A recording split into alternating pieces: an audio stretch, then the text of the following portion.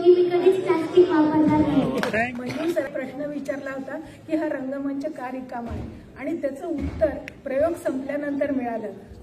अतिशय कर्जदार लेखन आणि अतिशय अप्रतिम सहज सुंदर अभिनय यांनी हा रंगमंच फुलून गेला आणि त्याचं उत्तर सर्व प्रेक्षकांना मिळालं आणि त्यांनी जो संदेश दिला त्याचा जो अवकाश एवढा उंचीचा संदेश तो सगळ्या मनामनामध्ये पोहोचला. अत्यंत सृजनात्मकरित्या अत्यंत ताजा आणि महत्वाचा अगदी आदिमानवाच्या निर्मितीपासून तर आतापर्यंत जे काही चाललेलं आहे ते सर्व त्यांच्या लेखनातून त्यांच्या टीम जी कलावंत मंडळी आहेत अत्यंत सुंदर शरीराचा वापर करून आवाजाचा वापर करून आणि त्यांनी जे म्युझिक वापरलं आणि वेगवेगळ्या प्रकारच्या कलांचं मिश्रण करून जी कला सादर केलेली आहे त्याचं नाशिककरांच्या वतीने खूप खूप कौतुक.